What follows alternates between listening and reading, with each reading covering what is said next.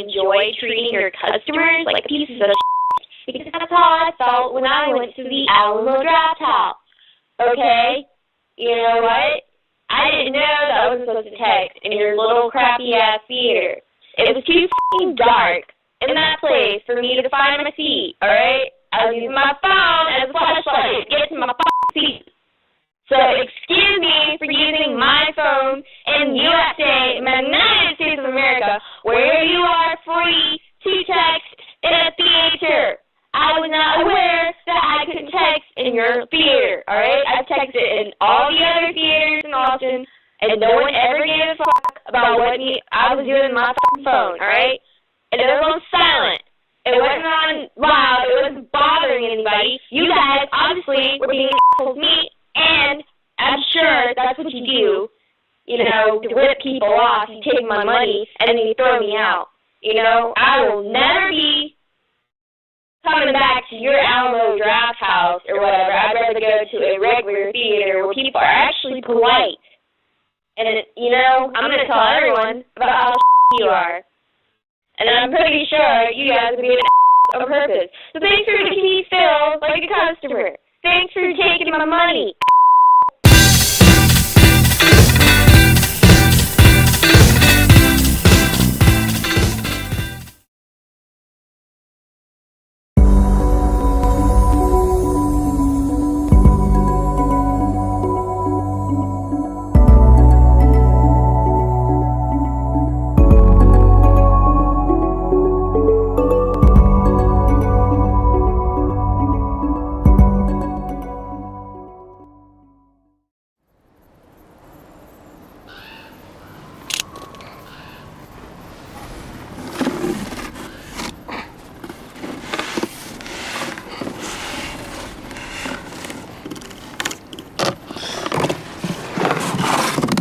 Chocolate. You should be very proud, Detective. Shut up! You've made a delicious life for yourself. Then shut the fudge up! What? You don't come near here. You stay away from here. Here it comes. What? Are you listening, David? I was saying how much I admire you and your ice creams. You have incredible taste in fine ice creams. What the fudge did you just say? 6 delicious flavors. They're so lovely. And once they're gone, David, they're gone. David, step away from the prisoner. Step away, David. Step away. What's in the box? I'm not gonna tell you What's in the box? What's in the box? We each have our weaknesses. It appears that gluttony is my sin choice. And you are the mystery. I couldn't resist. What's in the malted fudge box? It's empty, David. It's empty. No! It was full. 6 delicious flavors. Only available this month. I know. It was delivered to your home. It was delectable.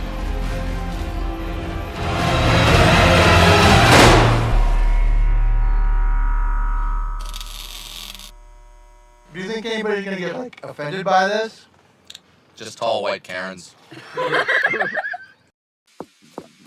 Monotony. It comes in all shapes and sizes. Dull, tedious, just plain boring. But what is this? A contender, perhaps? Something unboring by the looks of it. Jabs right at the dull, an uppercut to tedium, something that keeps you on your toes, keeps your head on a swivel.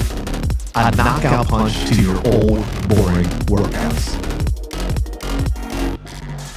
Welcome to Fight.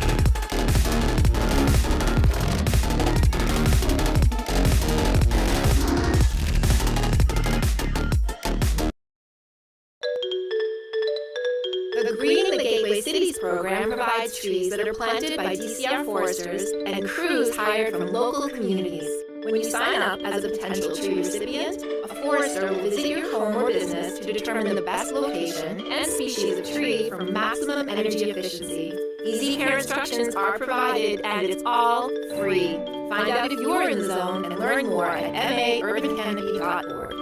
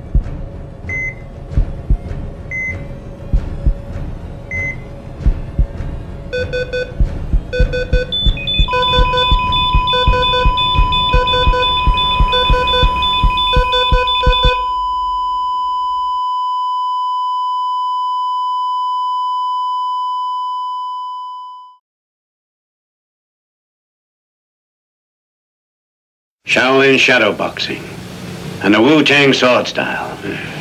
If what you say is true, the Shaolin and the Wu-Tang could be dangerous. Do you think your Wu-Tang sword can defeat me? On guard. I'll let you try my Wu-Tang style.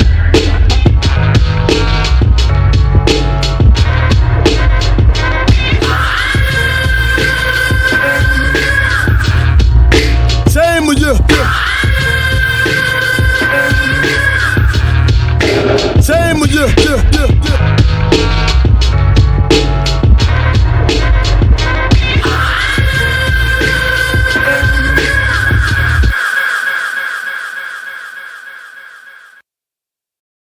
Shaolin shadow boxing and the Wu-Tang sword style. If what you say is true, the Shaolin and the Wu-Tang could be dangerous. Do you think your Wu-Tang sword can defeat me? On guard. I'll let you try my Wu-Tang style.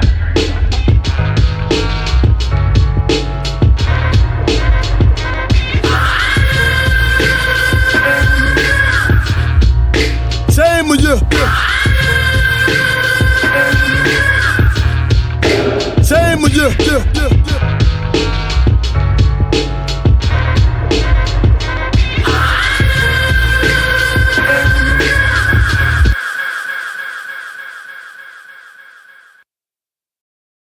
Oscar Mike Radio is a proud podcast partner of Reats Across America Radio, heard every Thursday at 11 a.m. and Sunday at 8 a.m. Eastern.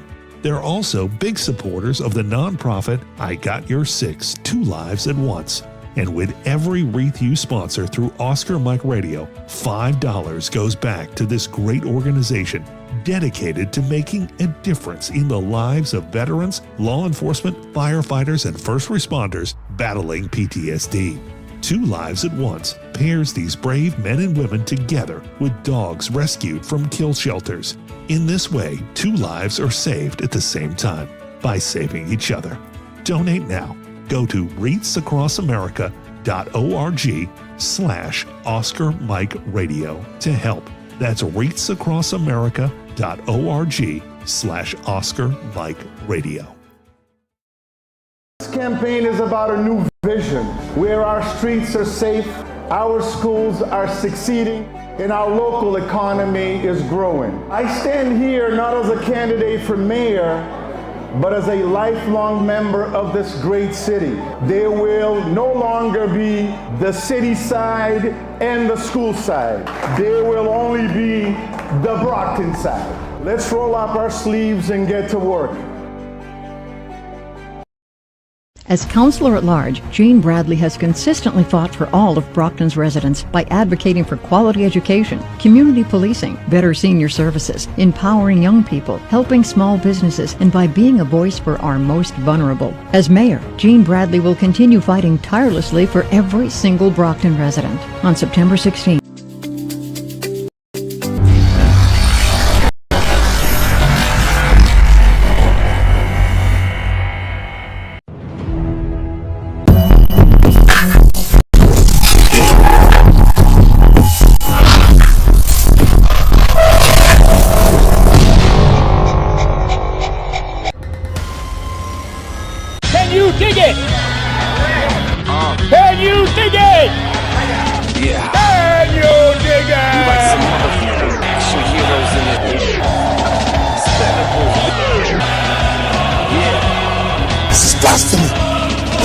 witness.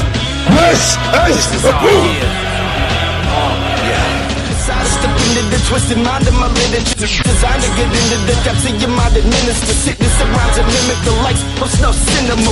What you must get into, you're nothing but pups. Remember you Homer and Happy Simpson, son. Nothing Ithaca. Talkers like the northern half of Korea's peninsula. ESP your island like the booth, something sinister. ESP your island like the booth, something sinister. ESP your island like the booth, something sinister.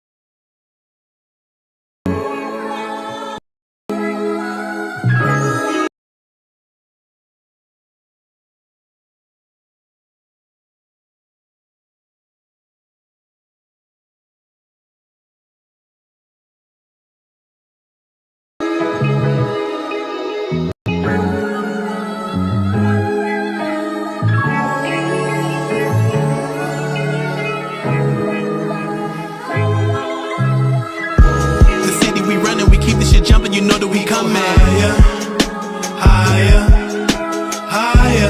Speaking the truth from our soul, I bet they already know. Higher, higher, higher. The killers, we run with the killers. All bangers, no fillers. You know we the realest. Higher, higher, higher. See the pain in our scars. The fame doesn't make you a star. Yeah, higher, higher. My love for the ground.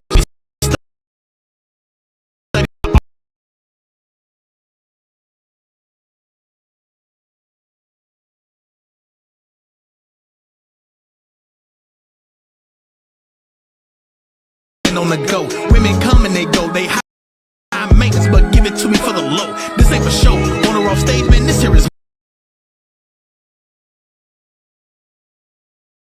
keeping it G.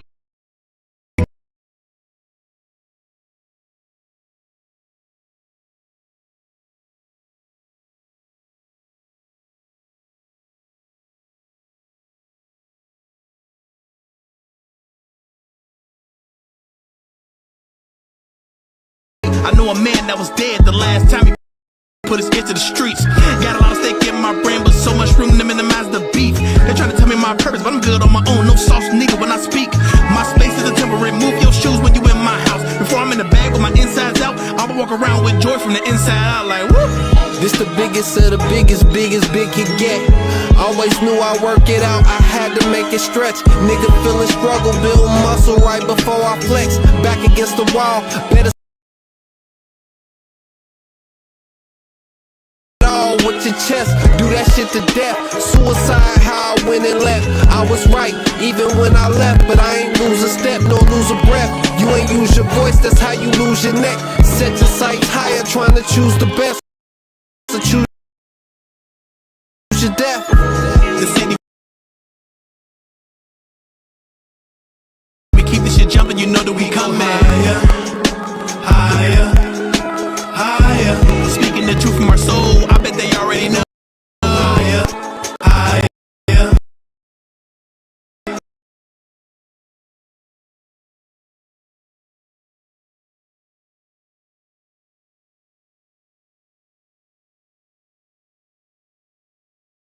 Higher. The killers, we run with the killers. All bangers, no fillers. You know we the real. Higher, higher, higher. See the pain in our scars. The fame doesn't make you a star.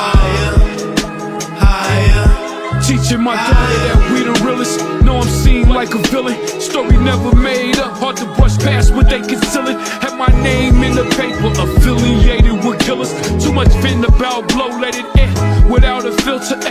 Y'all touching Fetty, still ain't high enough. Tried to look my way but couldn't see. Eye to eye with us, could get some years if it was film wasn't broke by the final cut. In a Cavalier throwing chalk before they lined us up. I hit so many levels, my bezel look like the galaxy. Diamonds in my pendant, I'm living what niggas actually dream. Having motion, hocus pocus, I just happen to be on my way to make a play, but I'll be back in a blink. Cali bud, I went exotic, only papers, no leaf. Living legend, they gon' have to make a statue of me. Gettysburg and Germantown, I'm yelling that till I go.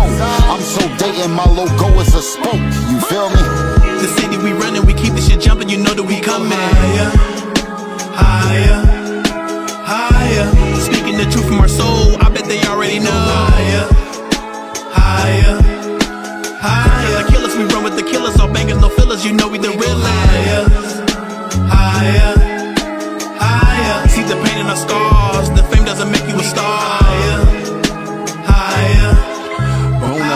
One of the best to ever do it out the gym. No, they lied if they wrote a list without including him. I forgive them, I'm benevolent. It's hella evident, forever relevant. I'm in my element, not periodically, methodically. I peep game like a chess prodigy. Not worried about no new names. Know why they don't bother me, cause who was best 10 years ago still mean my apologies. Excuse me as I move to the front again chronologically. Who higher than me, man? The answer is no. Handsome and dope, no longer walk, I actually float. You can't fly, your chances is low of passing me by. When you this high, we'll talk as a glow. My style is your hope, my logo a goat. Living legend in my spot, don't get out of place. You stuck on your block, I'm in the clouds, smoking out of space, running this marathon. This is not a race, played in those streets, worked those stages and did it all without a case MC. The city we running, we keep the shit jumping, you know that we coming. Higher, higher, higher. Speaking the truth from our soul, I bet they already know. Higher, higher, higher. The killers, we run with the killers, all bangers, no fillers, you know we the real higher, higher, higher. See the pain in our scars, the fame doesn't make you a star. Higher, higher, higher.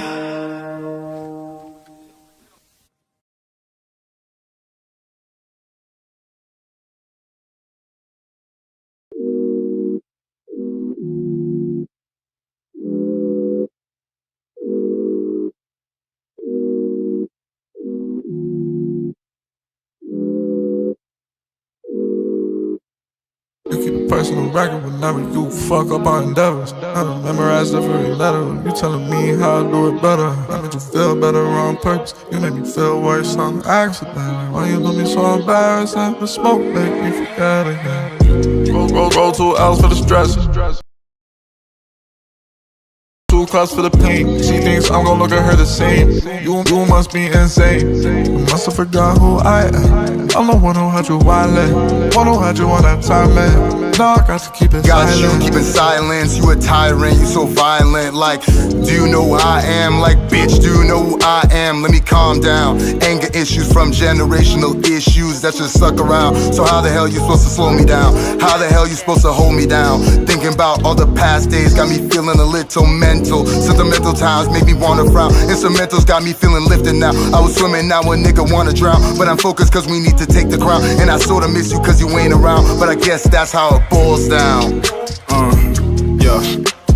Must have forgot who I am. You ain't see this coming like a dash cam. I don't trust the luck cause I take no L's. Puffin' O's and sippin' while I'm in the V. It's a movie, shoving my nigga E. That's that L-O-V-E. That's that L-O-V-E. Do you N-O-T-S me tryna keep you C-O-M but me. That's that L-O-V-E. That's that L-O-V-E. He said I've been L-O-N-E. Go M-I-A with M-E.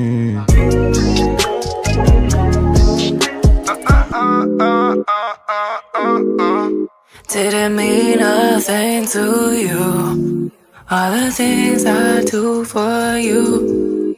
You just selfish, you just want my benefits. When it get real, you run again. When it get real, I'm facing it. Roll up our differences, forget a bit. Know you missing the feeling. I'd wish you the best, but they ain't quite like this. Bring it back to when you knew who I was. I'm the one had you open, one that had you feeling chosen. Bringing out all emotions, I guess it was too intense for the timing.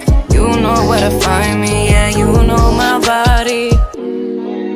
Had you taken my lead, wanted you beside me, but now you stay behind me. You had to tell somebody, had to tell somebody, cause you really need somebody. Now tell me, am I that somebody? Tell me, baby, tell me like your best friend. Fuck around tryna go rogue, turn me to your ex-man. Tell me, baby, tell me like your best friend. Don't fuck around tryna go rogue, gon' turn me to your ex-man. You keep a personal record whenever you fuck up our endeavors. I done memorized every letter. You telling me how I do it better. I made you feel better on purpose. You made me feel worse on accident.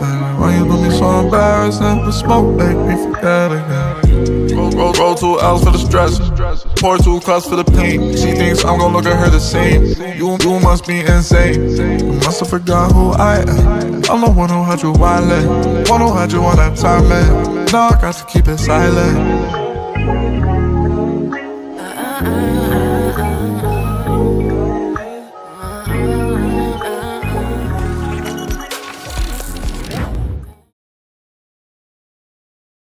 All right, it's your boy Citizen One broadcasting live from the City of Champions. You are watching the Dysfunctional Booth episode thanks to Zoom in this craziness update, and it just changed everything, all the settings. I don't have the time. I got to thank my guests from last week, Rigobert Noel, tonight's First Tuesdays, Ken Diesenhof, Robert Resnick. As you see them on here, I have an overtime guest coming on. It was supposed to be at 8 o'clock, but it looks like 8:30. My sponsors, Michael Douglas Barreto, MDB Electronics, Yana Marie's Music, everywhere, 494,000 streams, Tactical Target Systems, support Tactical Target Systems. You want to get those zombie targets. Then the I Love Boston sports shirts, Kimberly Ann Empowerment Photography, Underwatch Protective Services, and Call Larry Handyman, or Handyman Services. News Booth, turn him in. Wanted for double murder. That's the kid. Get him turned in. Davinci Leonard, 22 years old. We're going to keep this up until it's caught, and that is the only story in the entertainment booth. Everybody came out for New Edition Day, street sign unveiling. It was packed. Everybody was out there to show some love. And for those of you who are talking about New Kids on the Block, please be quiet. April 16th of 2026 will be the unveiling of the New Kids on the Block. Their celebration. Also in the entertainment booth, Paramount Pictures is in negotiations to bring the Call of Duty franchise to the screen. Everybody's pretty excited for that. We're trying to see if it's going to be live action or an animated. I think it's going to be live action, so we can keep our eyes on that. Then here in Brockton, in the sports booth, a lot of people I tell this, they don't believe me. They think it's not true, but yes, we are getting ready to unveil the commemorative plaque for Al Davis on the VFW Parkway. For you guys who don't know this in the sports world, Al Davis, Brockton, Massachusetts, grew up here, lived here before he became the owner of the Raiders, and they're gonna have it. They're gonna do something big for him. It's this Saturday. It's 3 p.m. VFW Parkway. Unveiling of the plaque. Good stuff there.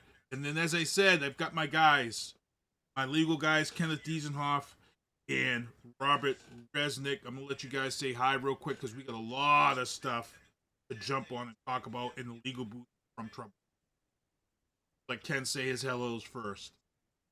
Good evening. Let's get this show on the road. We're burning daylight. And R Squared? Yeah, hello real quick. Right, so we're going to get right into the legal booth. In the legal booth, breaking news today, federal judge has ruled President Trump's use of military in California is unlawful. Now, before we got into this debate today about D.C., and now he's talking about going into Chicago, he had sent troops and ICE into California.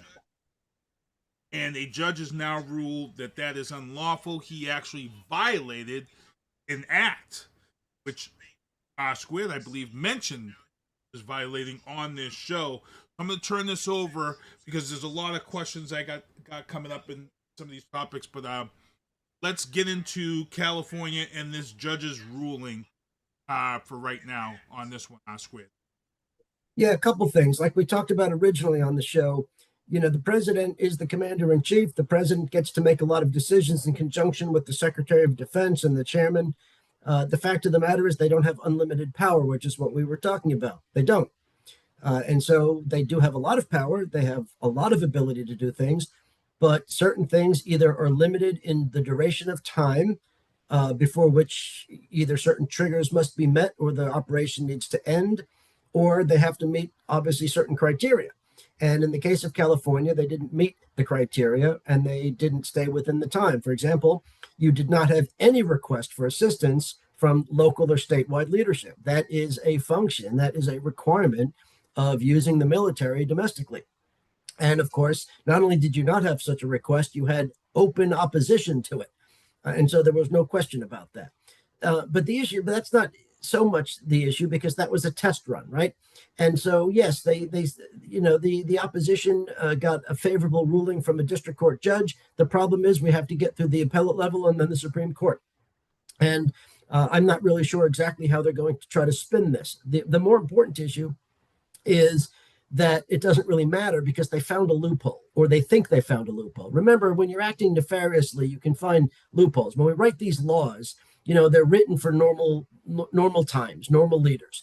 This is the first time we've ever had a leader try to abuse power like this, to include Richard Nixon, who never went anywhere close to Trump, and a march towards authoritarianism. And while our framers were very much concerned about that and put safeguards in the Constitution, the laws written for the past hundreds of years didn't really address these modern day scenarios. And so judges are trying to do the best they can, but at the end of the day, the laws are somewhat ambiguous, at least to some extent. Here's the good news, or not the good news. Here's the reality, I should say. The administration has found a way to bypass some of these statutory requirements, to bypass some of the issues regarding the governor or local leadership request for assistance. And this is not an open-ended thing, but it gives them a limited ability. And here's what they're planning to do. And Chicago may very well be the test of this. They're going to say that they're not there to take over or supplement local law enforcement because they weren't asked. In fact, they were actively opposed on that. What they're going to do is they're going to claim that the National Guard is necessary to provide safety, support, either logistic support or safety to the ICE agents and other federal agents that obviously they can send to Chicago and other places. And so the issue is going to be they're not going to repeat LA because they know they lost that one, although goodness knows what they'll come up with. The issue is that, at least on a limited basis, and I'm not saying this is in good faith. I don't believe this is valid. I'm saying this is how they're going to get by the courts because the laws are not written clearly enough. They're going to say that they're there to provide cover for ICE or whomever else. And we all know that that's crap, but at the same time, it may get them past the Supreme Court. So it's going to be interesting to see. I know Ken has something to say on this. Yeah, well, that's a brilliant argument, except for one small problem the Trump administration has failed to take into effect. ICE agents are not law enforcement agents. They never have been, never will be.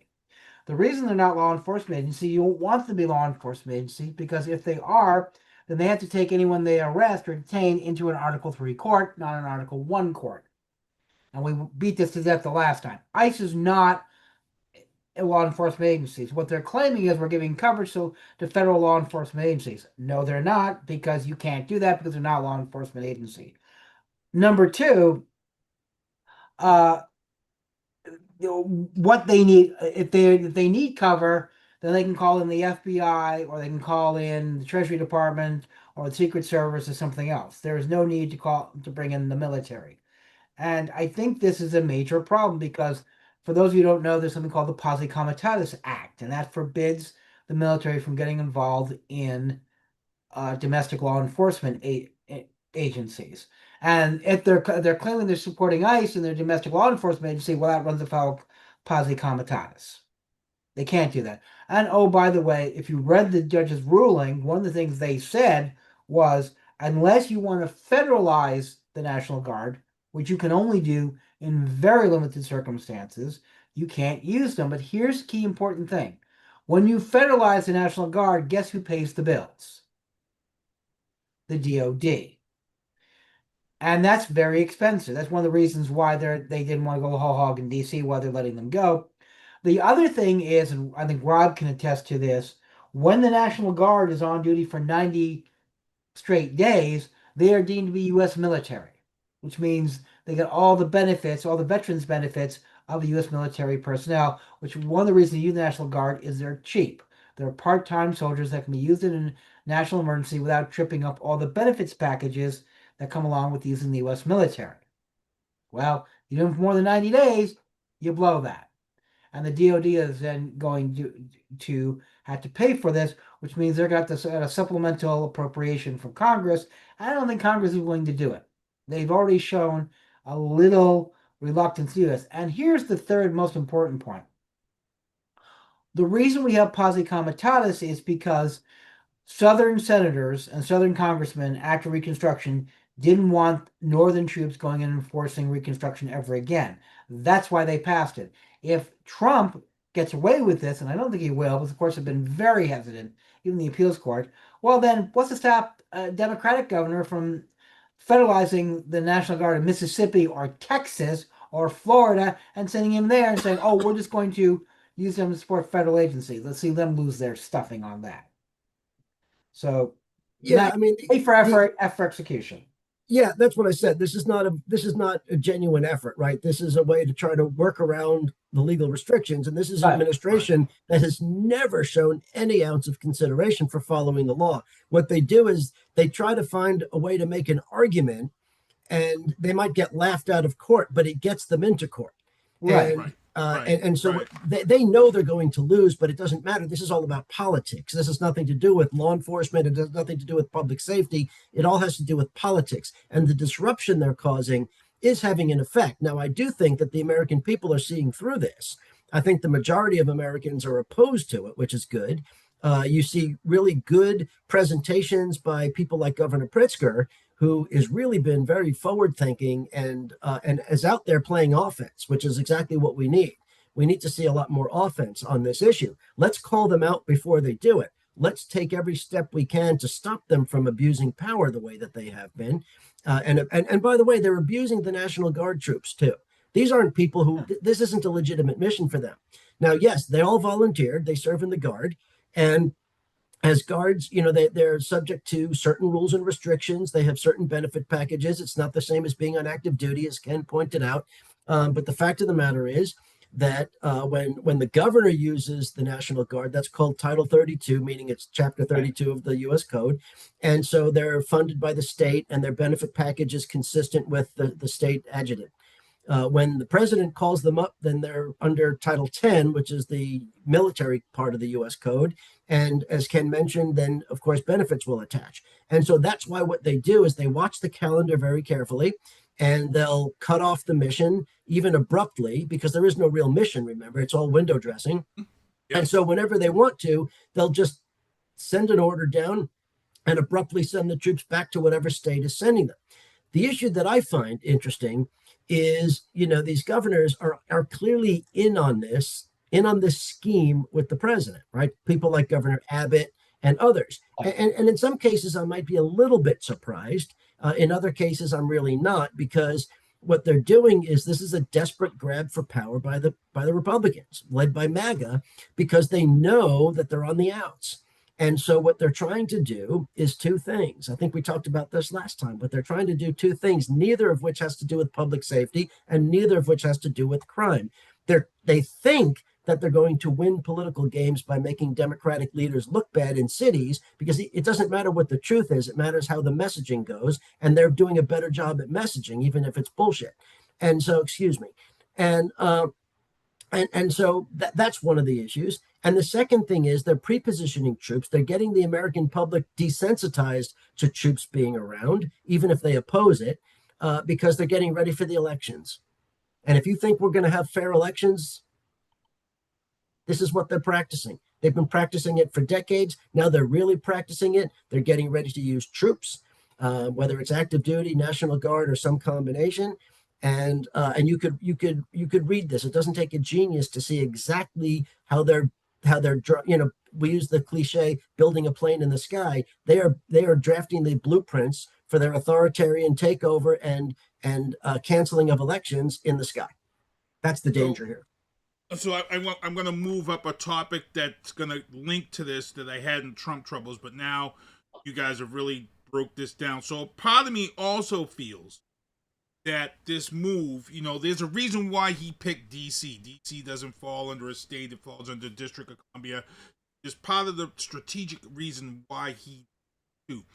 But another thing that I feel like, and we're coming off of Labor Day, and I saw all the unions out there. And one of the things I've noticed that him and his MAGA team is doing when they come into these cities, the first thing they do is they badmouth the police departments and make the departments look bad. He comes into D.C. Right. D.C. says, hey, no, you're wrong. These numbers you're talking about the lies. Here's the statistics here. The crime is actually dropped by pretty much. Trump turns around and says, because they believe everything he says is MAGA nitwits, he says they're dirty and corrupt, they're lying about those statistics. And the same with Chicago. And everybody eats this shit up. And I say to myself, if you are a police officer right now who voted for this whole back to blue narrative, you fell for the Kool-Aid hook, line, and sinker. Because for me, what I also see them doing is they're straight up union busting. Like coming in here and bringing the military in and making the police departments look bad. Because when I look at this and I say to myself, I see all these MAGA nitwits on my page talking about the crime is dropped. The murders are down in these areas. Well, of course they are. Why? Because you've got a ton of visibility in these areas. Now, if you take this money that you're spending on military and tell the police departments, hey, hire this many cops now, guess what you're going to have? You're going to have the same effing results if you have that many cops in those areas. But because you're restrained to budgets and subsidizing red states, as R squared is mentioned, you can't have that many cops out there. You see, and I feel like this is also union busting, in my opinion. And it's another way to make the police departments look bad. And again, shame on those cops who fell for the black to blue narrative, who could also be out of jobs, because I feel like this is also part of that. Well, yeah, I mean, there's no question it's part of a union busting thing, but that's nothing new. They've been trying to do this for years. But if you look at the statistics, it hasn't really changed that much. There has been no subsequent drop in crime because a lot of these cities didn't have crime rates up where they claimed they were. DC hasn't seen a huge drop in crime. Certain neighborhoods have been affected on a minor basis, but that's anytime you flood the zone, to use a football term. But that's not been a substantial. Not only that, if you look at what they were doing, they were setting up roadblocks in highly populated, highly commercial areas, looking for IDs. And that got a huge backlash. And now you have them picking up garbage and doing gardening. So they're not doing active patrolling. Because they can't. Because they have no law enforcement training. And God forbid anybody gets shot during this show of force. You'd have lawsuits out the wazoo bone. Because remember, the National Guard doesn't enjoy absolute liability. If they're deployed and they screw up, they can be sued, both professionally and personally. So, no, this is... And that includes those National Guards that were being sent to these areas from other states like Texas. And yes. Okay. And remember, and I like to tell people, I always like to tell people, you only get as much liability protection as the mission allows. But if you exceed the mission, you don't get liability protection. That's what people don't understand about the National Guard. National Guard's a very creative thing. It isn't the military. It's not the U.S. military. It's technically part of the DOD when they get nationalized. But when they're deployed by their governors, they have very strict rules what they can and cannot do. Okay? That's why you don't use them for domestic law enforcement. Right. Because you don't want the liability. And anybody who's been in the military for more than 5 minutes, and I'm sure Colonel Resnick will back me up, the military, for the possible exception of the MPs, are not trained to domestic law enforcement. And I'm not even sure the MPs could be deemed to be doing domestic law enforcement because they operate on a separate rules of engagement that what they're supposed to do. And, well, one of the things I got to get straight here too is, I see a lot of people that come on here and if you're talking about this and you're against this action, the first thing people I see saying to you is well, you're against safe streets. No, we're not. Not the three of us are not against having safe streets. We're against people making a mockery of our Constitution and our rights. This is why people are upset. Nobody wants crime. Nobody wants what we saw in Chicago over the weekend. But we also don't want our rights trampled on. What is defined in the Constitution. If you are concerned about domestic law enforcement, putting down the National Guard ain't going to do squat. If you're really concerned about it, you need to look at a holistic approach about how to develop neighborhoods, how you can isolate the major criminal elements, and how you can provide goods and services for the people who desperately need it. Okay? This is stuff that's nothing new. This is the stuff that's been talked about since the 60s. Okay? Mm-hmm. So there's nothing new under the sun. And not only that, if you look at crime rates per 100,000, most of the places you're sending troops in are at the bottom of the list. If you are worried about crime rates, and may I strongly suggest you send it to Mobile, Jacksonville, Galveston, Miami. Little Rock, Arkansas is leading the list.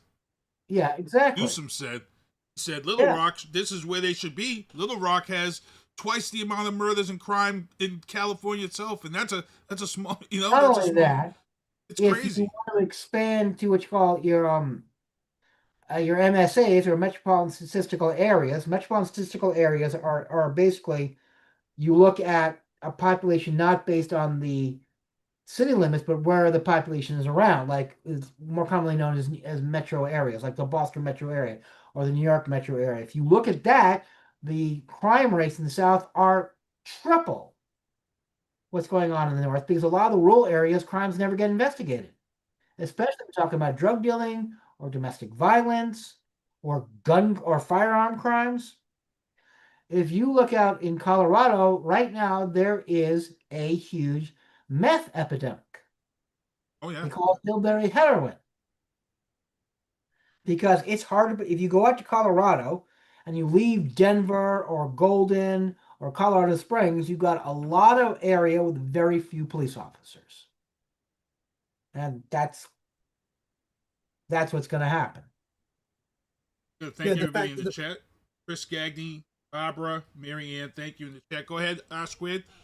I was just going to say, to demonstrate the point you were both making, is 9 of the 10 communities in the United States with the highest crime rates are red cities and red states. 9 of the 10, 9 of the top 10, red cities, red states. No National Guard, no ICE, no nothing. He's only going after Democratic cities and Democratic states. I'm going to say this again, and I know I'm going to get a lot of grief.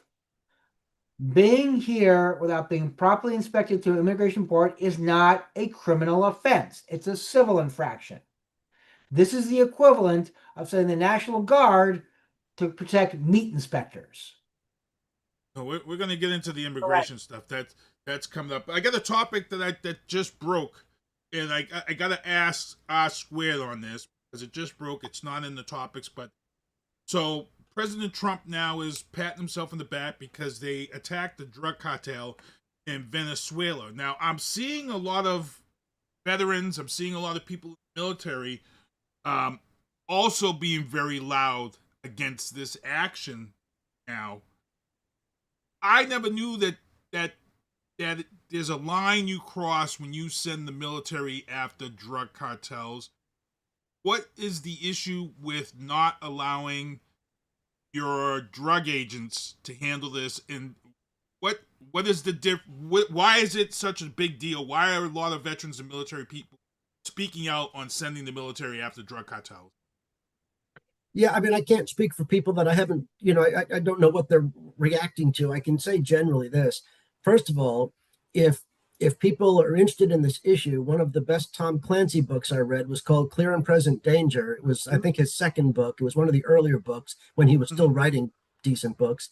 And this is the whole plot line, that the United States takes a different approach to the war on drugs and sends CIA teams to, destroy the drug fields and take out the drug kingpins. That's a very minuscule paraphrase of what the book is. It's quite a large book, but it was actually really enjoyable to read. And, while it was fiction, there was some of it that I said, at some point you have to consider certain things, right? If we're going to do this war on drugs, we're doing it all wrong, because you're not going to stop it from coming across the borders. We've been doing that for decades and it just doesn't work. There are too many ways to sneak it in. What about taking the fight to the drug dealers? Now, you have a couple of issues with that. Number one is, obviously people are very concerned about using the military in any capacity, right? That's a big commitment. You lose lives, you lose money, you lose all kinds, whatever. It's not a simple decision to make, nor should it be. Secondly, you've got international law issues of sovereignty. These are sovereign nations. What right do we have to conduct operations inside the border of a sovereign nation? Now, if we were attacked, then we have the right to defend ourselves. But we have not been attacked unless you can somehow make an argument. It's one thing that we say from a law enforcement standpoint, we call this the war on drugs, but it's not a war, right? We just use that term. It's not a war. And so what legal ability do we have to conduct operations in another country if we don't have that country's permission? And so that was some of the, when President Clinton ordered retaliation against Al-Qaeda for the 2 embassy bombings, he was criticized for violating Afghan sovereignty, Taliban sovereignty, because that's where the Al-Qaeda was practicing. Now, I actually think that was legally permissible, that operation. We can save that for another time. But because we were attacked. Those people attacked us militarily. They bombed the World Trade Center. It wasn't the one from 9/11. It was the previous attempt. But we did have the right, and history has proven my argument correct on that. But this is different. Even though these drug cartels are killing American citizens, the American citizens are voluntarily or certainly becoming addicted, and then maybe involuntarily using narcotics. We're not under attack in a military way. And so on the one hand, I'm intrigued by the clear and present danger approach, right? If we're going to be serious about doing something about it. On the other hand, it is legally suspect at best. And so I think you're talking about veterans and other advocacy groups that are, number one, thinking this is an international legal issue, which it is. Number that's two, what I've been hearing. Yep. It may be injudicious use of the military, because if you're going to send in, everybody says, oh, just send special forces. Well, look, special forces are soldiers like everybody else. They can't keep going everywhere, right? We have limited number of special forces groups between the Army, Navy, and the fact of the matter is, as well trained as they are, and they're hungry for action, you just can't keep turning them around and going to all kinds of places. Bad things are going to happen. So it's not as easy as, we're just going to send special forces. We're not going to deploy troops. Sending special forces is sending troops. It's not that simple. And so that is a military action, no matter how you want to label it. And so, on the one hand, I make comments sometimes, we've got all these international scammers, identity thieves operating out of foreign countries. And I keep saying, why don't we have a special forces team of the FBI go in and burn their buildings down? Right? Why are we letting millions of Americans lose billions of dollars every year to these assholes, right? Who steal from innocent people like that? And I'm trying to come up with the argument, but at the end of the day, you've got the same issue with sovereignty and other things. The problem is there's no other way to fight these people. So at some point, the United States, this has to be socialized with the American people, with Congress. This is not just an administration coming up with a novel idea. This is something that needs to be carefully considered. My guess is there's been, contingency planning about this for quite some time. Whether the administration is making use of that or not, I don't know. I'm not familiar with what happened in Venezuela. I've had the news on, and I haven't seen any mention of it. Yeah, it just came over my thing. It just came over that. Yeah, I have the news on, on silent while we're here in case a story breaks. But I haven't he's seen patting anything himself about on this. the back. He's throwing a whole press conference now because they. Yeah, my guess is he's taking credit for somebody else's work, but that's not unusual. Ken, as a defense attorney, military use against drug cartels. Let's talk about Venezuela. on the great scheme of drug cartels is at the bottom of the list. That's right. It's like 4 guys and a pickup truck. If you want to talk about cartels, you got to talk about the Colombian, the Brazilian, the Turkish, the Iranian, and the Mexicans. And those are the big cartels. Why we're picking this is the equivalent of saying you want to do something about drug addiction by banning extra large Cokes. It has absolutely nothing to do with it. There are no the major. I mean, Venezuela is this country which has a GDP of Rhode Island. They are not a major hub for drug distribution or money processing. I have a very good friend of mine who worked for years with the Department of Treasury's Financial Crimes Unit. Mhm.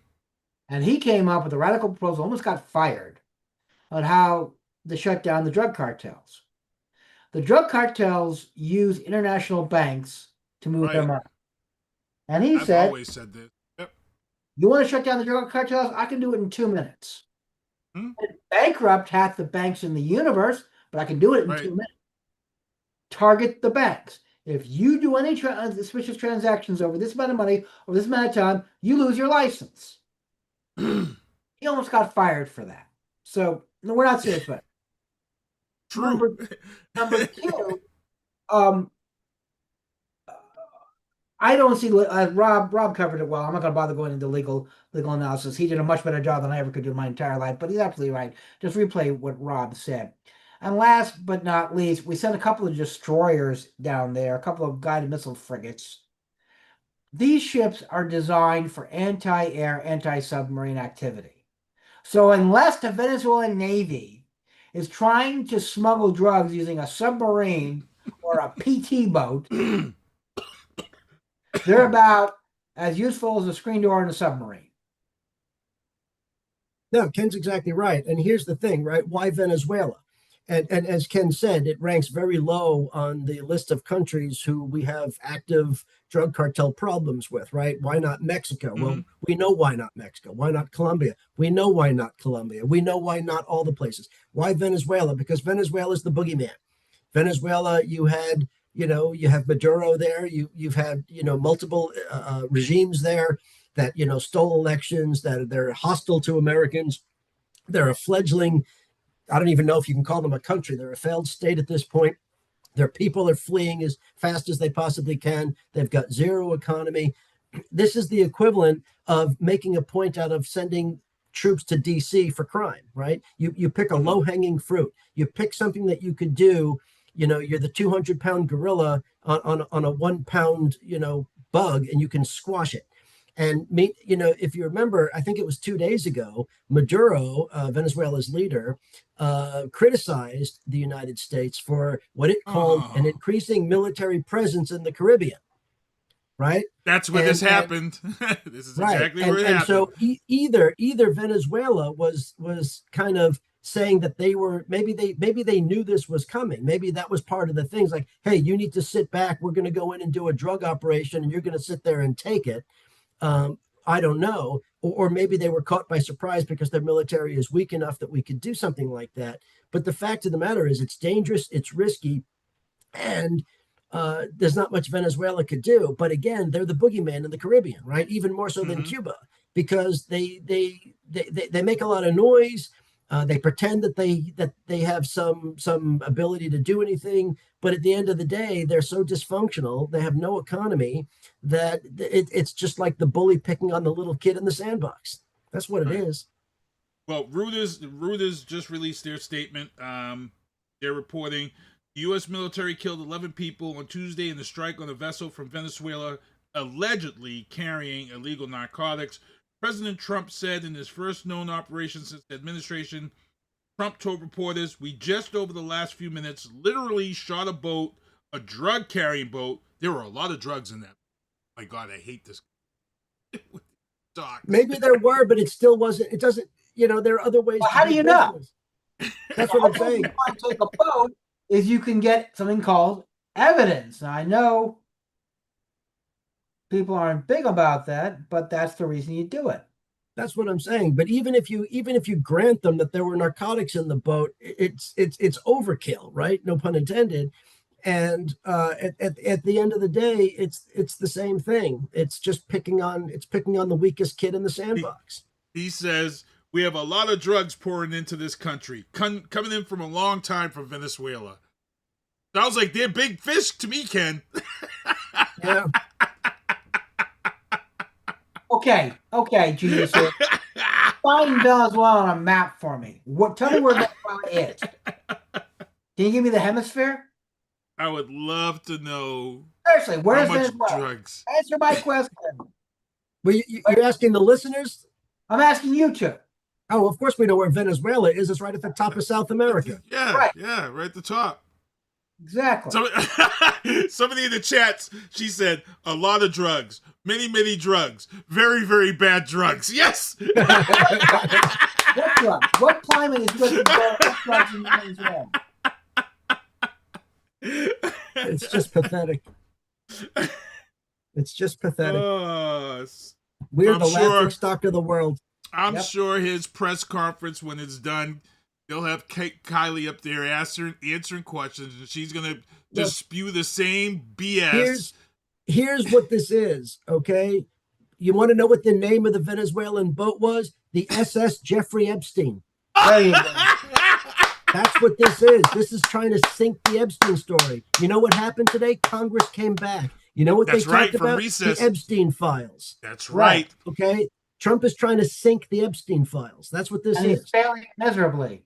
And failing miserably. Yes, Ken, exactly. Yeah. Elon just come out and Elon just dropped the bomb about this whole thing. He says that this video that they're hiding, he's really putting his stuff up there too. So we're going to see. Wow, we're flying along here. We're already at 8:02. All right, here we go. This was a topic I didn't really want to touch base on because I'm so angry and so mad about it. And we have a guy here, U.S. retired Army Colonel, JAG officer. And, you know, on January 5th, we had the show called The Calm Before the Storm. We predicted that something was going to happen on the show because we were following what they did in Michigan, how they were testing infrastructure. We had this feeling. January 6th happens. And during that whole January 6th, all of those people were committing a crime, and unfortunately they've all been pardoned now, which is crazy and out of control. But one of those people who was involved in this was a U.S. Air Force, Ashli Babbit. She was one of the ones that was told to back away from those quarters where they had, buckled themselves down and barricaded themselves in because they were in fear. Anybody who says that they shouldn't have been, I saw someone say they shouldn't have been scared, blah, blah, blah. And I saw Jasmine Crockett call them out and say, you're a liar. You all scared. You all running for cover. You all worried. Ashli Babbit is the woman who was shot after being told by the Capitol police officer to back away from the door, not to come through. She didn't listen. F around and found out. She caught a stray. She caught a bullet, and she died. The Biden administration wasn't going to settle with them. The Biden administration wasn't going to give her family or anybody any money because she was a criminal. And the United States Air Force was not acknowledging her for her actions.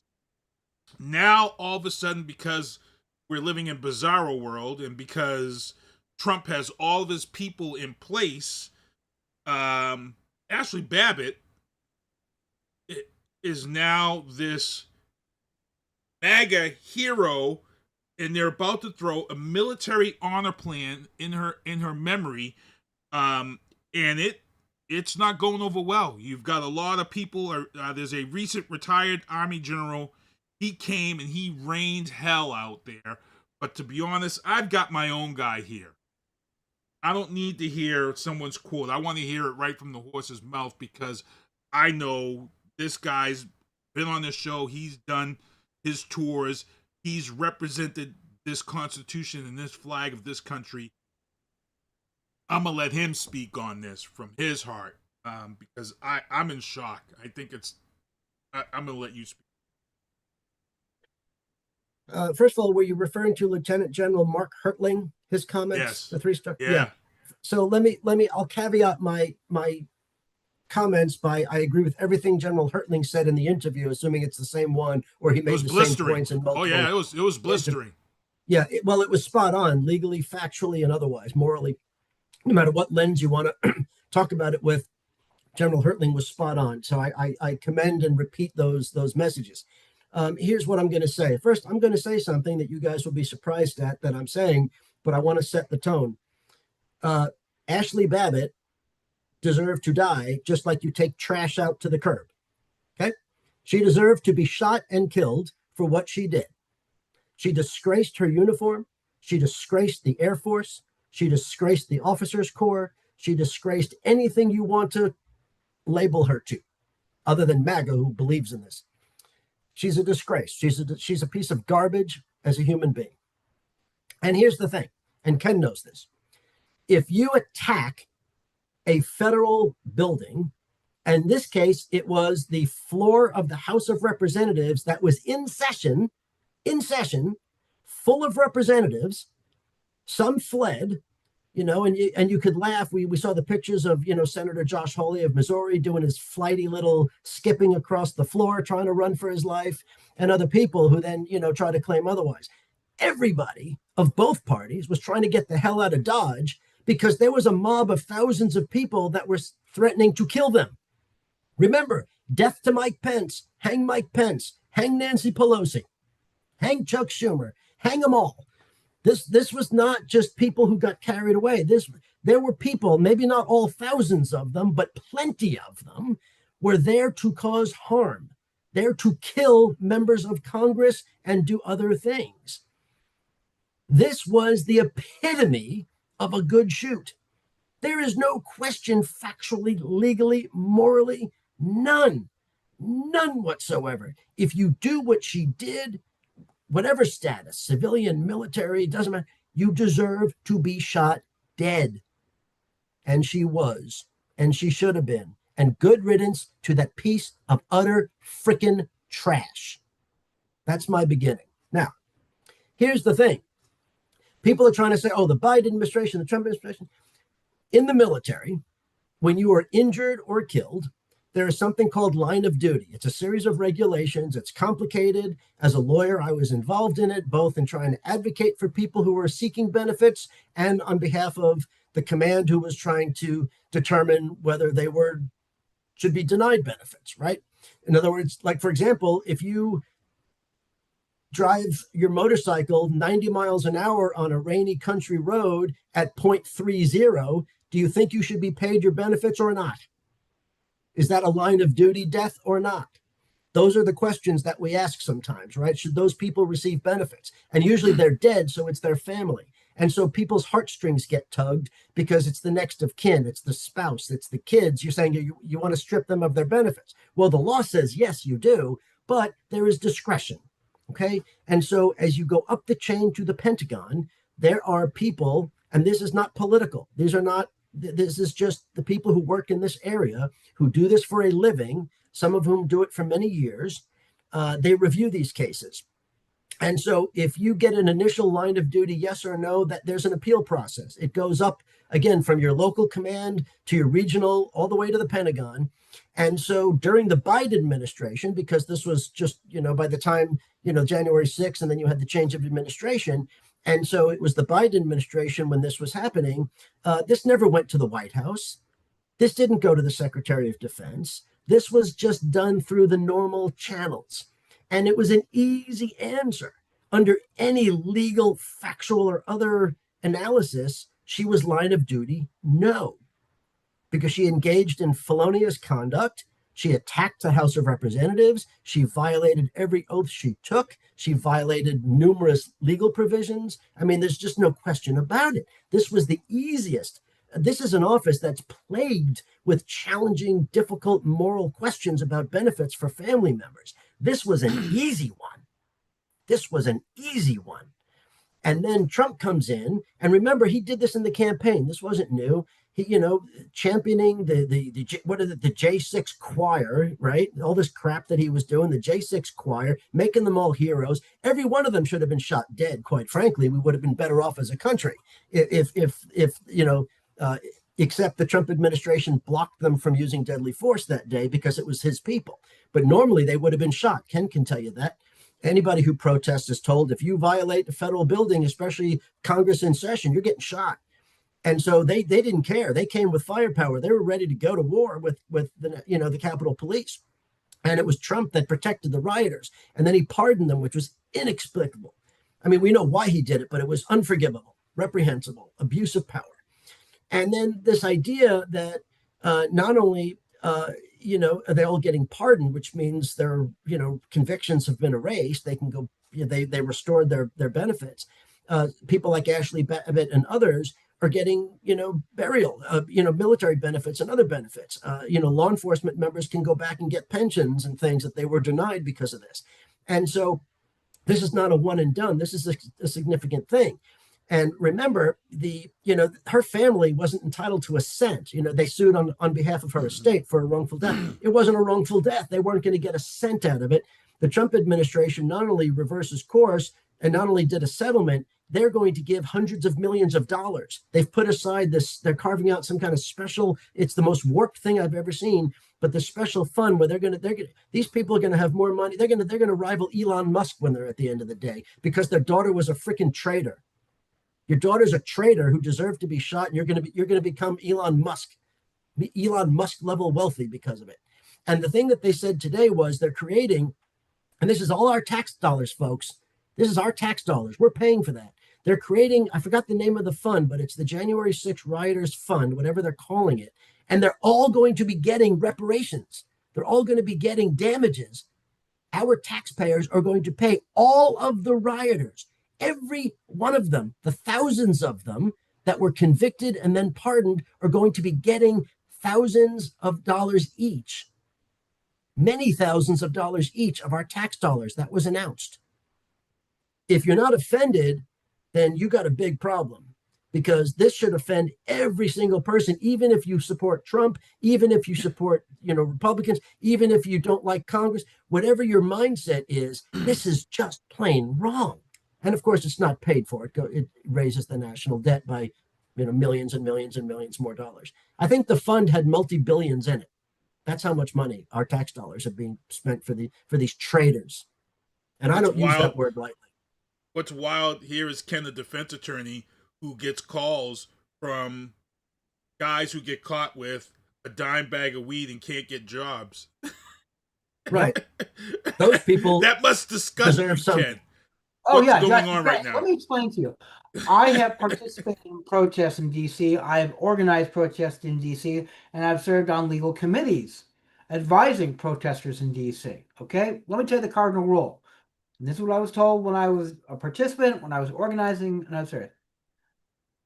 You can do virtually anything you want in D.C., see anything, cops will not touch you. The moment you put one toe on the steps of any federal building, Congress, courthouse, whatever, rules of engagement, shoot to kill. And I've told people that. Don't screw around. Those people down there, the people who work in the Federal Protection Service, the people who work in Capitol Hill Police, they don't screw around. They deal with protests all the time. And as long as you're going out there shooting, shutting your head off your banners, they're not going to touch you. Because they accept the fact that you're going to do stuff like that. Go on the Capitol Mall, hang the banners, fine. But the moment, and this is what got drilled in my head since I was 17 years old, and I was doing a march down in D.C. for the few, those were Jews that were held in trying to get out of the Soviet Union, were being denied. We were told the same thing. The moment you touch one toe on any step of any federal building, you're on your own. We're not going to protect you. We might help them beat the crap out of you for being stupid. So this idea that and this is well known, anybody who's ever organized a protest will tell you that. So this idea that these people who force their way into federal buildings, threaten to kill people, remember, they killed several police officers. Okay, they ended their lives. They should have gotten the death penalty, in my humble opinion. I think all the writers should have been convicted of conspiracy. And they all should have gotten the death penalty. Line them up, 10 at a time, firing squad. But now this is absolutely disgusting. And I'm sorry, just because you were in the military doesn't guarantee you, a full military funeral with honors. As Rob pointed out, there are a lot of people who lose their careers over this and don't get it. I've got a case right now. I talked to Rob about this. I can't give you the name, but I've got a guy right now who is a reservist and had a firearm in his car going to the reserve base. It was loaded. It was large capacity. Now, while he has an LTC, a license to carry, I'm sure since when you know this, you cannot carry a large capacity weapon in Massachusetts, even if you have an LTC. Right, nothing over 10. Okay. Now I've been talking with the JAG officers, and we're trying to work out a plea that won't screw up his. He's got over 20 years in. And we're trying to work out a deal. Well, he will retire. He'll take some kind of plea and will retire for the military and will preserve his benefits. But that's a very complicated needle I'm trying to thread.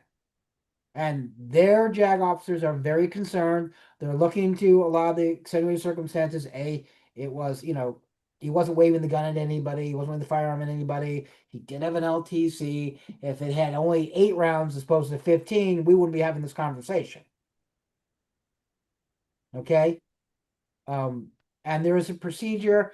Apparently, Rob can speak to this, but apparently there are weapons that are allowed to be on military bases, and you're supposed to leave them there and unloaded with an armor and security. And he had it, and he shouldn't have had it, so this guy's getting out of the military. He's got 22 years in. And he was going for 30, but he's leaving. The only question is how he's leaving. And let me tell you, we have gotten a lot of people involved trying to work out a plea that will not screw up his benefits. Because if he pleads to a quaff or gets convicted, they're gonna the JAG officer told me off the record, they're gonna string him up by his gonads. Maybe if you get pretrial probation, the military can say, look, put in your papers. We'll reprimand you, but we'll let you retire with your benefits because you haven't been convicted of any crime, and you were respectful to civilian authority. You didn't try to do anything stupid. Even the cops are saying, nope. We pulled him over. We searched his car. He was a perfect gentleman, whatever, which is carrying a lot of weight. Right. But this idea, this is what this guy didn't do. He simply possessed a weapon which had more ammunition in the clip than he was allowed. That's the violation. And now we got everybody involved. It's crazy. This is crazy. And this is another one I know. A lot of vets. This is if you guys see the picture down here, this is Jay Carey. Jay Carey is the veteran who went to Washington and burned the flag, and he was arrested. Now he was arrested because he lit a fire in a public place. That's what it is. But he is looking forward to go to SCOTUS over his battle because I see a lot of people, veterans too, that surprised me, that were on my page. On my page, you can see. It surprised me to hear how many veterans were threatening physical violence against Jay. And I said, how are you as a veteran to threaten this guy with physical violence as a fellow veteran? He is exercising the very right that you go to other countries to fight for people to have. Burning a flag is protected freedom of speech. It was battled back and forth in the law books for years. In like 1989, it was finally finalized and set as a law. It protected freedom of speech. People say, well, try that in another country where they're going to put a bullet in your head if you burn the flag. Yeah, places like Russia, places like North Korea, places like other dictators lead. Burning the flag is freedom of speech. It's always been freedom of speech. Are people mad when they do it? Yeah, you can be mad. You can voice your opinion. But this is sheer craziness. And the fact that I saw other veterans talking bad about this guy, because we go right back to the whole Colin Kaepernick kneeling. Colin Kaepernick was kneeling. People didn't even realize that the person who told him how to properly do this was a veteran. was a veteran who instructed Colin Kaepernick how to do this without disrespecting the flag. People seem to forget all that. They wanted to bring this whole narrative in that he was wrong, and he wasn't wrong. So I'm going to go to you on this one, R-Squared, being a veteran. Burning a flag has protected freedom of speech. And he was pissed. This veteran was pissed, and he wanted to show that he was. Yeah, I mean, I may not agree with what he did, and I don't, but the law is clear that burning the flag, as long as you do it, safely, you're not threatening, the fire to extend to other people's property or whatever. As long as it is protected speech under the First Amendment. The Supreme Court has said it, and they've reiterated that. I mean, it's not likely to change. I know a lot of people are upset by that. People get very emotional about seeing the flag burned. At the end of the day, the flag is cloth. Our ideas keep standing. For right now, we're still a democracy. I don't know for how much longer we're a democracy. That doesn't matter about the flag, right? The flag may represent that to a lot of us, and it means something. But at the end of the day, you're not burning our democracy. You're making a point. I think there are better ways to make the point, but he has that right legally. Right. We only got 9 minutes left, Ken, so we are getting ready to tap out. So, if you can just hang on. So it's very interesting to see, and Rob, you said it. Let me give this one to Ken. If you didn't hear the news, President Trump and Hegseth are to replace the 100 immigration judges that Ken was so pissed that decided to lay off and put more strain on the process. Those 100 judges that the Biden administration had hired to kind of relieve some of the logjam of becoming a legal citizen. The DOJ has now announced that they're going to replace those 100 immigration judges with military attorneys. But here's the catch. Those military attorneys that they're going to place in those positions do not have to have any knowledge or legal training or in immigration. I'm going to ask Ken your thoughts on this because. Okay. Well, first of all, you can't do that. Okay. Let me explain. There is a procedure. There's something called the Administrative Procedure Act and its progeny, and it explains how you do things in the bureaucratic state. And one of the things it talks about is how you go about hiring, firing, and retaining administrative law judges. It's a competitive exam, then the selection process. Rob can speak to it because Rob actually has applied for a couple of ALJ positions. Once they're in, they're civil servants. You can't just fire them. They're protected. Not only that, I don't know how they're going to be able to detail somebody for the DOD to the DOJ. I suppose you could do it, in certain limited circumstances. But how are you going to do it? Who's going to pay? Is it a DOJ salary now, or is it a DOD? And what are these people, why are you using, there's a whole selection process that you've got to go through. I'm sure the IG, the Inspector General of the DOJ, probably losing her crap over that. Because you just can't do that. It's a violation of the law. And ALJ's immigration court, it's very technical. I practiced before them. So sending some, no disrespect to Colonel Resnick, who has spent 24 years as a JAG officer, you can't just take someone out of the JAG court and stick them in the immigration court and expect them to know what the hell's going on. I'll let him speak. He's going to get his chance. Yeah, he's going to get.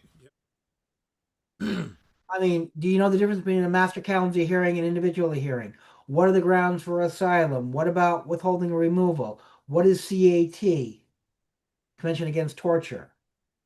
What's the standard for an NTA, notice to appear? These are things you don't pick up, in 5 minutes. You need to do a lot of training. So it's great. You want to put it, no, ain't gonna happen. Sorry, you're an idiot again. R-Squared, you want to add to that? Because we're almost ready to wrap up. Real quick. Ken's right. They lack the subject matter expertise. You can't do it. You just can't do it. And the people who would be available would be the more junior people who are even less qualified professionally to do something like that. Because you're not going to move senior people over there because it's a pyramid, right? The senior people are leading. You don't have enough to move them over, and then who's going to lead? So you're talking about your middle, and that's just not going to work.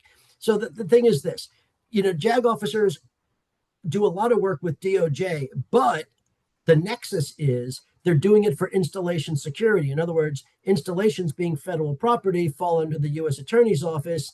We have judge advocates in those installations who are special magistrates,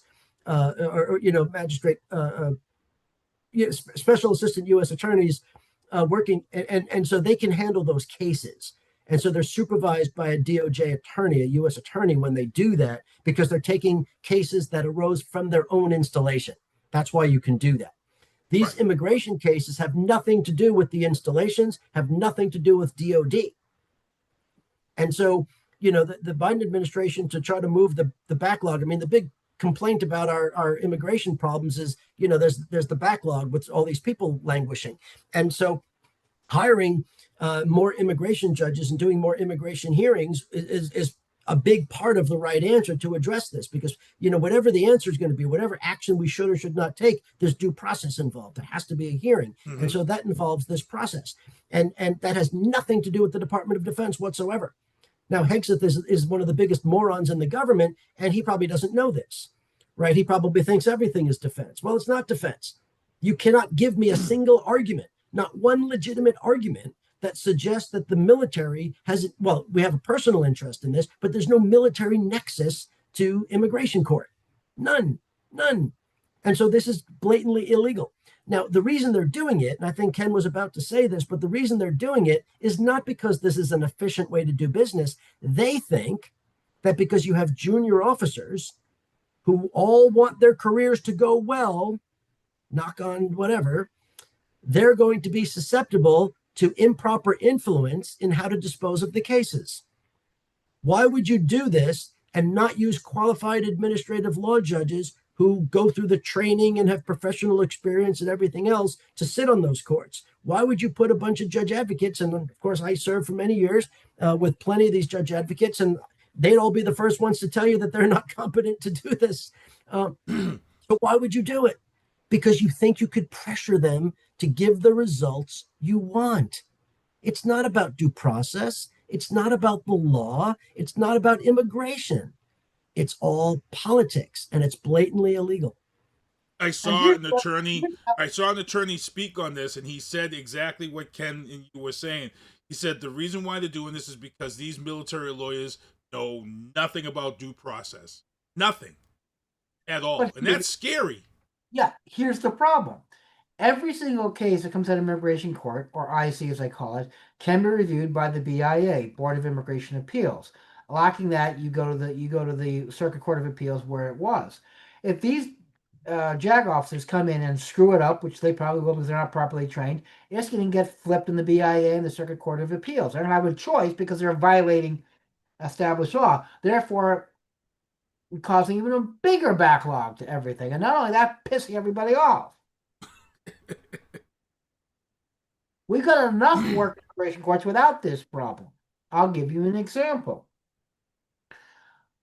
There's a huge problem going on right now with temporary protected status with Haitians. A lot of Haitians have been granted what we call TPS, or temporary protected status.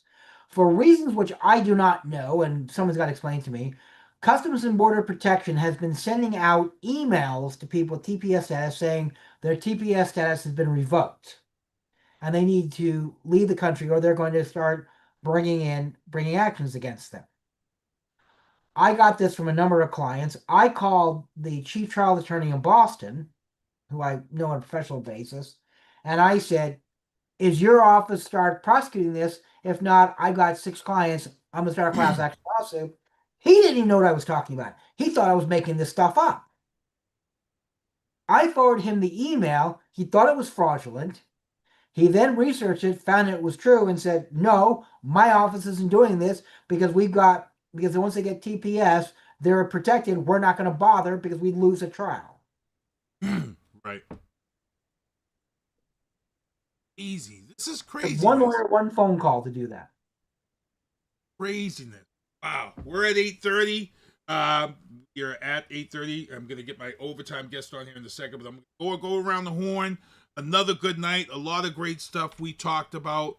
Last week I had mentioned on this show about Trump allowing the 600,000 Chinese students to possibly come here and fill, so much for America first. And then we already talked about this. I actually moved this topic up into the legal booth. So that's it. I'm going to let my guys go around the horn here so they can get out of here. And back in October. Wow. I'm going to start off with Ken first. I'd like to thank all of our listeners and viewers. All of you. Hey, folks. Summer is over. I know summer won't end until officially September 22nd, but the summer season's officially over. Welcome back to all of our students. Be safe. Take care of yourselves, and we'll see you in October. Yep, we had our first store rolled over the weekend on Friday afternoon. It didn't take long at all. And again, R Squared, like I said, this guy is a veteran JAG officer. And there's a lot of things going on in this administration right now that is affecting the military. So I'm going to let him close out and speak his words from his heart. Yeah, and I just want to thank everybody for listening. These are, some of these are very emotional topics because when you really, if you care about this country and maintaining it as a democracy, then you care about these things. I would love to go back to normal when we can just have these enjoyable intellectual conversations. But there's a lot at stake right now. And I'll echo what we always say on this show. Stay informed, read credible sources, don't fall for the crap, and stand up for your rights. Amen. Yeah, it's scary. We're October is coming up. November is not far off, and midterms is next year. This is something that you got to vote. You got to get out there and make a difference. It's crazy stuff. I got to thank you guys for coming on here with me. We should all be on for October, correct? Yep. All right, good stuff. That's not if we're not in detention. If we're not in Alligator Alcatraz. The biggest money marketing scheme ever, and now they're going to put one in Indianapolis. All it is privatizing that business. The money that's about to come in from the insane. That's a whole nother show, a whole nother topic, guys. All right. So, all right, we're going to take a quick break. We're going to be back with more booth. I got my guest coming up, Rachel Nicole Miselman. I hope I'm saying it right. She's running Boston City Lodge. We're going to take a quick break. We're going to be back with more after this. Bye.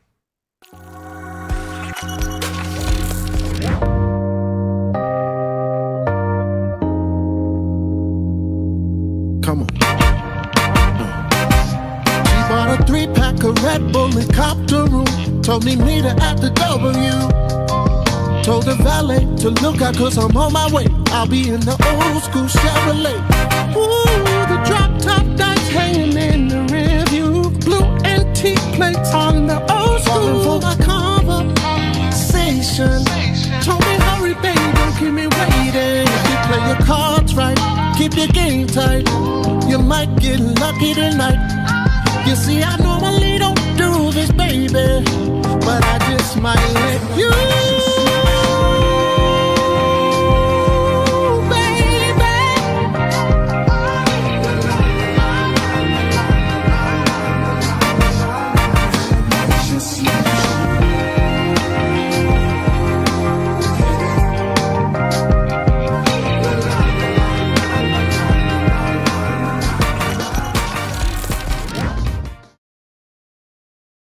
All right, we're back here in the booth, broadcasting live from the City of Champions. I got to thank my guys, my legal guys, for coming on here first Tuesdays. Kenneth Diesenhof, immigration attorney, defense attorney, family practice law. He's still out there. Robert Resnick is here, up here now from Florida. He's actually teaching up here. But I respect Robert for coming on here. He's a U.S. Army retired Army colonel, JAG officer. So like I said, when they talk about stuff, it's not just a bunch of nitwits sitting here talking stuff. These guys are speaking from their knowledge and from their careers and from their experience. So they just broke it down for you. They're talking about the stories of immigration lawyers being replaced with JAG officers. There you go. That was the best conversation you could have because we had an immigration attorney and we had a JAG officer. They broke it down and told us the actual facts of what is on here. But we've got my overtime guest. We are in overtime tonight on the booth. I met her actually this Saturday, Small World. She is friends with Jed Hresco, who was on this show. So it's funny to see the small world. We were all out here supporting the Labor Day rally here in Boston, representing our union. Let my guest here introduce herself and talk about why she's on there. She's going to give herself a 10-minute interview as we head into September 9th for coming up. Yes, yes. So first of all, Keith, I am abundantly grateful that you have given me this opportunity to reach your many, many listeners. My name is Nicole Miselman. To those of you listening at home, I am running for the Boston City Council, one of the 4 at-large seats. So one of the many questions that I have been continuously met with is what is the difference between district councilor and at-large councilor? Well, in terms of representation, and that's really where the difference comes in, district, you're representing parts of the city, whereas one of the 4 seats that I'm running for at large, you're representing the entirety of the city. And you're also looking out for the harbor islands, the Boston Harbor Islands that the city either partially owns or owns solely. So any ownership that Boston has of the Harbor Islands, that's also of a concern, in my opinion, of the Boston City Councilor at large.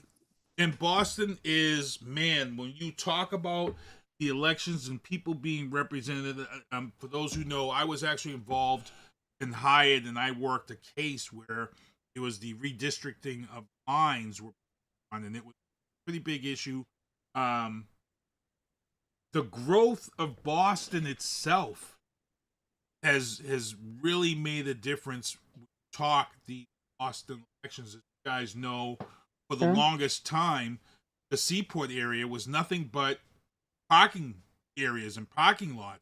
Absolutely. And it really wasn't represented in any of the elections because it was pretty much just flat land where people would park their cars if they worked in the city of Boston. Now you've turned Seaport into this whole area, and I want to say probably dropped about, what are we at, about 30,000 now in the Seaport area, maybe?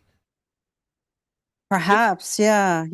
I mean, I'm pretty. I can go into the weeds if I have to.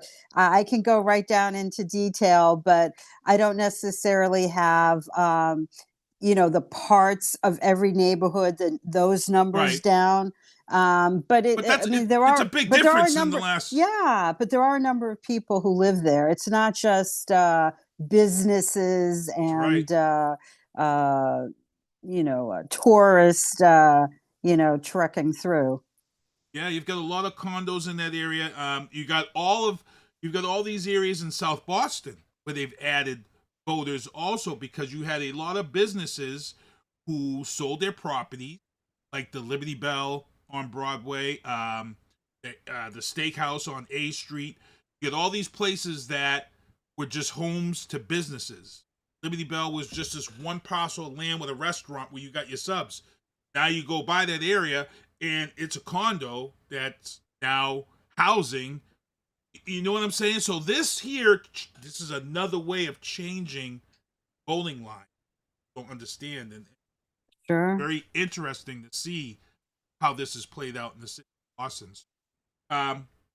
What inspired you to run for city council?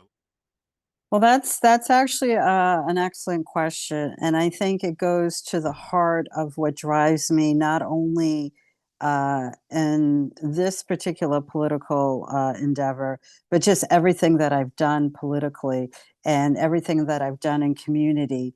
I really, really care about people, and I believe everyone is entitled to a certain level of respect.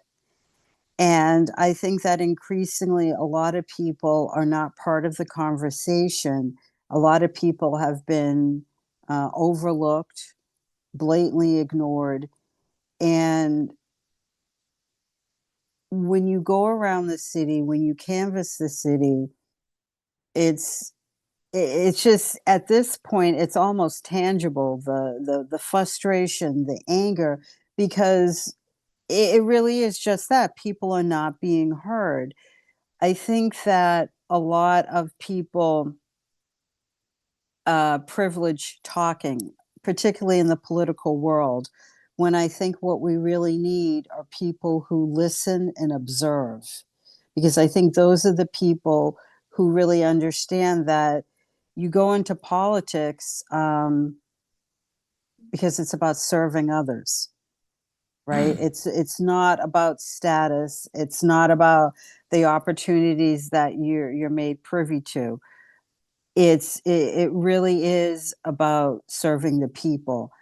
And I think some of the most effective leaders that I can think of who have held public office, these are people that, yes, they've spoken when they've had to, and some of them have been veritable forces of nature. I think of Shirley Chisholm, one of my heroes. But everything that I've studied about her life, everything that I know about her, she also spent a considerable amount of time veritable nature. I think of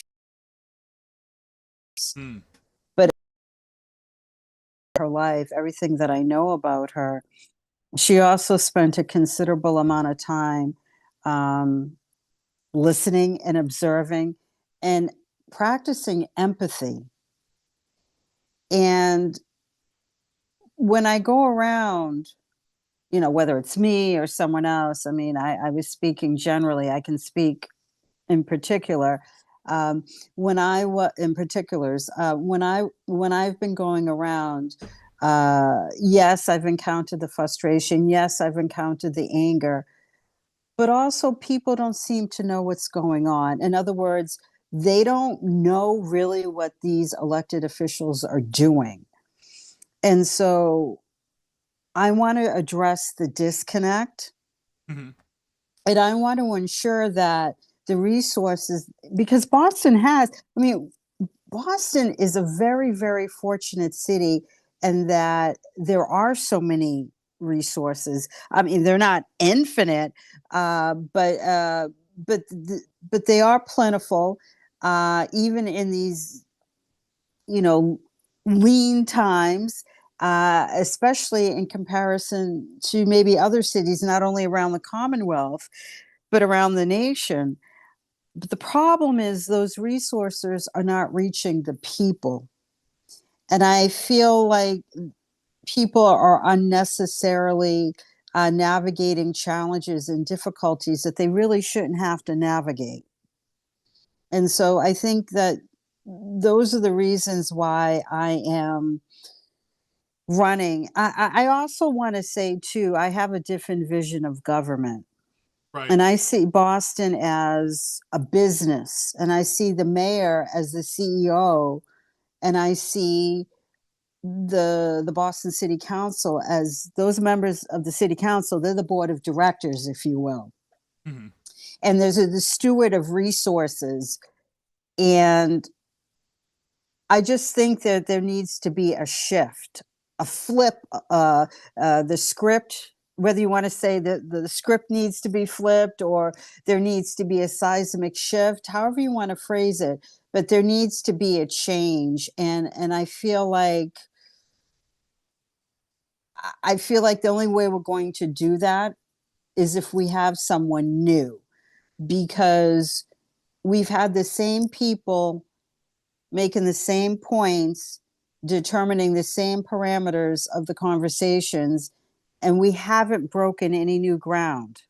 And that disturbs me because we have some very critical issues here.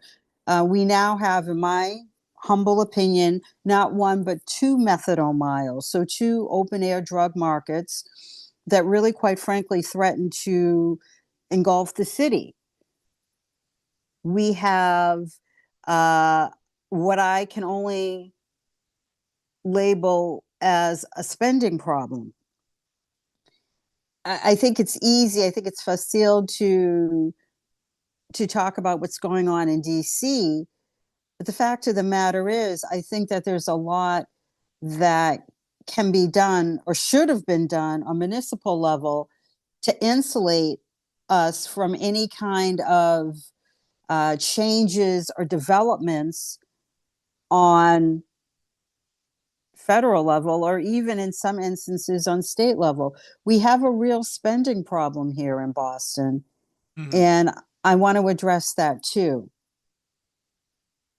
And because I see Boston as a business, in the business of a socially conscious business that is designed solely to serve the people and to provide for the people, I think that not only do we have to concern ourselves with spending smartly and appropriately, not just spending money, but how are we spending it, and really kind of sitting down and looking at how things are going to play out, because I don't think we're really doing that enough. And I think that we can have more of a, for lack of a better word, maybe on occasion, a spirited conversation with the mayor, whoever that may be, about who how things are going to play out. But I also think that we need to start looking at ways to generate new revenue. And I think that that's very possible. And quite honestly, right now, I think it's very necessary, because many people and businesses are still struggling from COVID. And even if that weren't the case, respectfully, people aren't walking piggy banks, and the businesses, they're not, they're not, oh, well, it's a business, they can afford to, chip in, kick in a little bit more. No, they really can't. I think generally the mood is, hey, look, we're tapped out. So I think we need to look at ways to generate revenue. And I think these are conversations that we can have between Boston City councilors who look at things holistically and who truly understand the purview of the office. These are conversations that can be had between that type of councilor and the mayor's office. And of course, such a city councilor can collaborate with like-minded councilors to really kind of turn things around here in Boston. Really needs to be, because we've had some bad press involving Brockton politicians. I'm not going to start mentioning all the names all over again, but we know, there was a couple of people who were tied up in some stuff. There was another woman tied up in some stuff. And, when you see these things happen, people kind of lose their trust in politics also.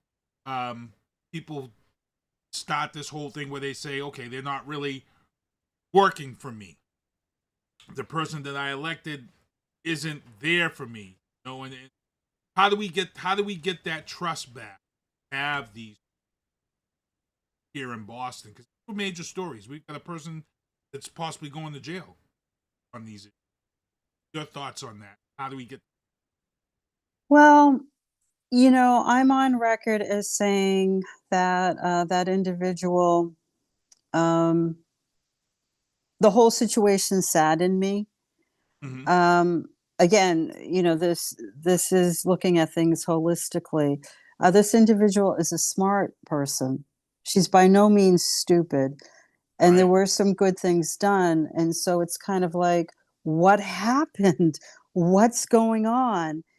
And I think that for people that believed in her, it's a sad day. And so people have every right to be upset at what happened, angry or frustrated.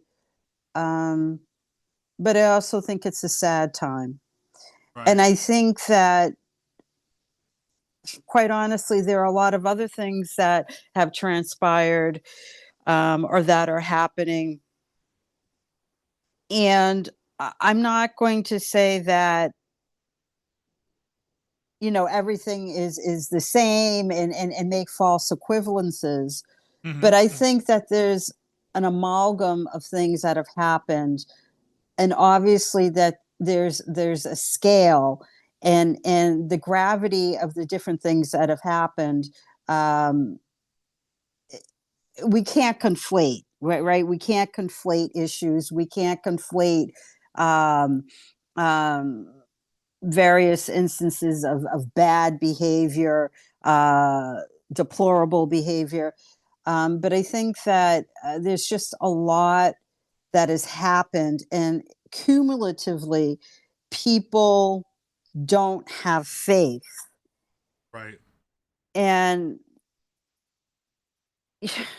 it's become, I think, as kind of an offshoot of that, mm-hmm. I think that it's become a situation where people are, they're kind of acting out too in some instances, and we see that with the polarization. Right. Right. I feel like they've checked out. They've checked out. There's a complete malaise, and people, you know, to kind of unpack my remark about polarization a little bit more, people, because they don't feel like they're being listened to, and they see everything that is transpired by people who, you know, even though we don't have royalty, I mean, let's be honest, our politicians are nonetheless looked at as pillars in our community. They're looked at, so maybe not royalty, but they're looked at as pillars in our community, and they're rightfully and rightly held to a higher standard. And so I think that people kind of, they've taken some extreme positions, and a lot of it is out of frustration and anger. It really is. And I think also, I think people, there's a sense, as I've been canvassing, that it's not only what are these people doing, but do some of these people know what they're doing? And I don't say that to be disrespectful, and I'm going to expand that comment and make it a more general one. But I do think that people are at a point where they're asking questions that they have not necessarily asked before. And maybe they're asking these questions in a tone that's more aggressive, right, than they would have used in the past. Yeah, I think a lot of people are very upset. Wow, good stuff. So how can people follow you and help you with this preliminary election that's coming up on September 9th? Well, what I say to people is, like, look, I have very much a different perspective. I am not going to play the game. You know, I'm not a progressive. I'm a conservative, and I'm completely outside that loop because I'm actually Republican. And I'm going to be frank with you, Keith. I have watched my own party kill itself by engaging in, you know, this useless intra fighting. Right. So I'm not going to get involved with any intra fighting in a different political party. Right. So I don't want to label myself. Well, I wouldn't as a progressive because I'm not. But I say that I'm a conservative. I say that I'm a Republican. But first and foremost, I'm a person. And I'm about solutions. And I have a record of being in community for the last 20 years, working with people regardless of where they fall in the political spectrum. And I think that's what we need. And so whereas some people emphasize common sense, I'm going to emphasize pragmatism. And so for me, that really is what we need at this moment, because pragmatism involves not only, yes, using, exercising common sense, but it also entails working with people, even if you don't necessarily like them, even if they're not necessarily on the same page as you. But it's the idea of, well, what am I doing here? Well, I'm serving the people. And so if person X can get me from point A to point B to the benefit of the people, well, guess who I'm going to be working with as closely and as long as I need to. And I think that's really where I'm coming from. And I think that touches upon that kind of like no nonsense business approach that I articulate.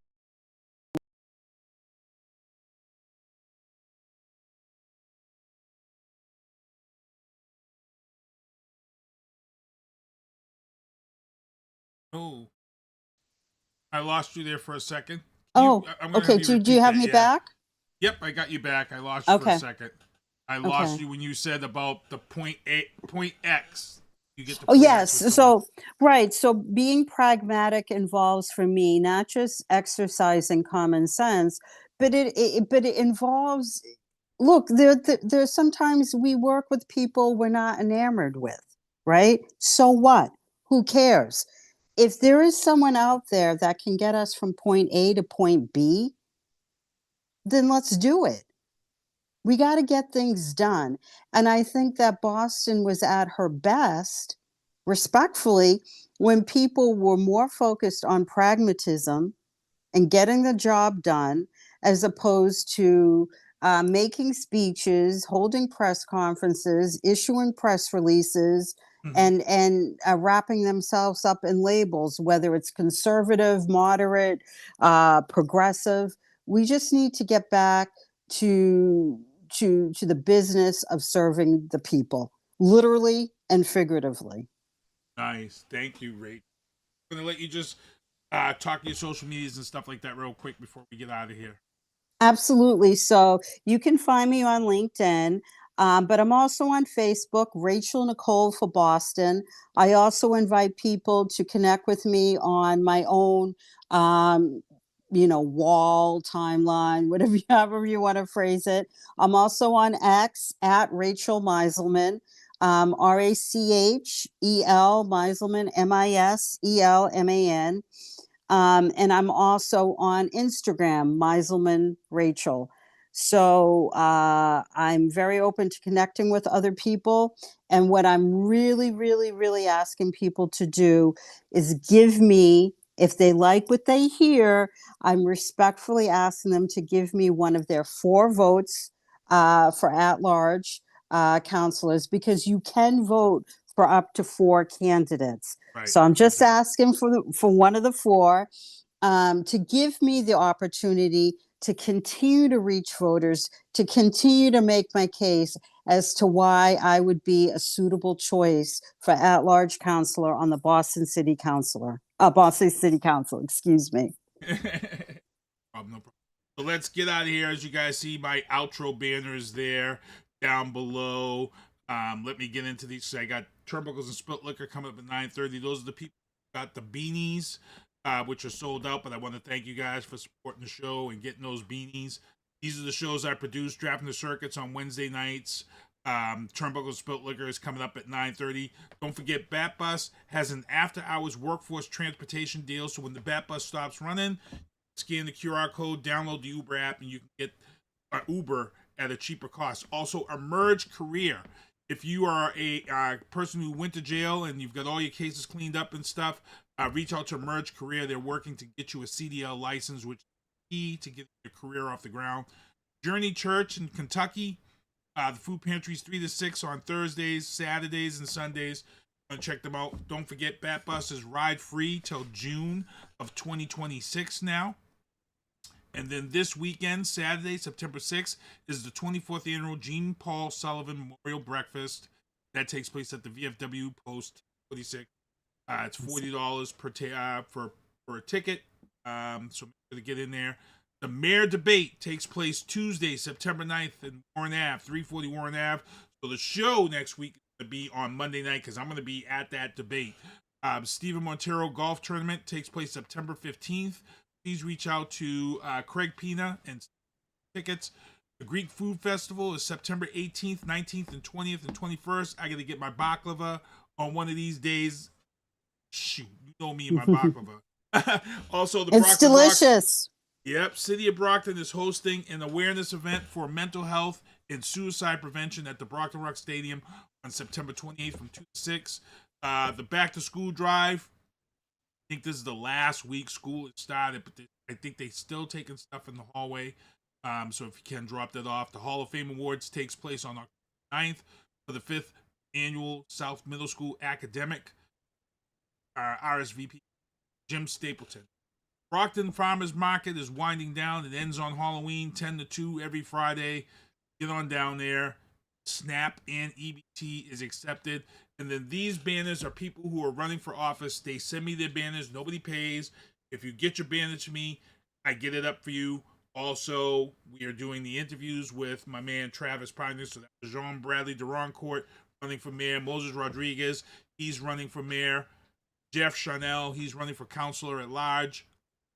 Michael Nunez, he's running for councilor at large. Keith Hayes, who's that guy? We're running for Ward 5 City Council. Ellie Texera, Ward 5. Jamal Brathwaite, he's running for Ward 6 City Councilor. Vote Pina, he's running for Ward 1 School Committee. Tony Rodriguez, he has his kickoff on Thursday. He's running for Ward 4 School Committee. Sandra Centeo, Ward 5 School Committee. And that's it, people. We got to get ready to get out of here. I'm going to let Rachel turn it over to you real quick so you can remind people where to follow you and check you out. Okay. First of all, really honestly, Keith, from the bottom of my heart, I am so incredibly grateful for this opportunity. Thank you for platforming people and for really being dedicated to ensuring that people are fully aware of all the choices that they have when they go to the voting polls. People can find me, Rachel Nicole Miselman, on Twitter at Rachel Miselman, written as one word. You can find me on Facebook, Meta, at Rachel Nicole for Boston, or you can just connect with me on my, my timeline, my own page, Rachel Miselman, and I'm also on Instagram, Miselman Rachel. I am running for the Boston City Council, one of the 4 at-large seats, and I respectfully and humbly ask for one of your votes so I can get through to November and really make a difference and make my case to the people. You're out of your camera there. I was trying to tell you to get yourself in the camera. Okay. Sorry. Is that better? Nope. We can only see your mouth. There we go. Whatever you see, so I tell people when they're on Zoom, whatever you see, that's what everybody's seeing when you're on this show. But I really want to thank you for coming on this show. Is that better? Out with us. Yep, that's better. Okay. But thank you for coming on the show with us. We got Turnbuckles and Sport Liquor coming up at 9:30. But no, thank you and good luck with your run for candidacy. September 9th. It's coming up real fast next week, so you know it. Right? So SpongeBob, hey, it's time for us to get out of here. Do me a favor, take us home. Bye now. Thank you for listening to The Booth on Hoobazoo and HatcherRadio.com. Please follow the Facebook page and subscribe to the podcast at Apple Podcast, iHeartRadio, and Spotify. The Booth is a Sinister One production, hosted by Sinister One. I've got to start hanging out with friends that are a little more intelligent and understand politics and stuff. It's just that I'm up on this level up here, and all my friends are down here. Me, nah. You guys, nah. Maybe a little more down in here. Screw you guys, I'm going home. I smoke, I drink, I do my thing. These bitches hating, so you know I got to make it plain. Don't do cocaine with your chick, my main. We stick together, true forever, yeah, you know we bang. I miss those days, which was easy. If only I make it, bitch, don't repeat. Now that I done upgraded, I've been upstate, but y'all think I'm playing. And I got a hit now for these weak assholes who think I ain't slaying.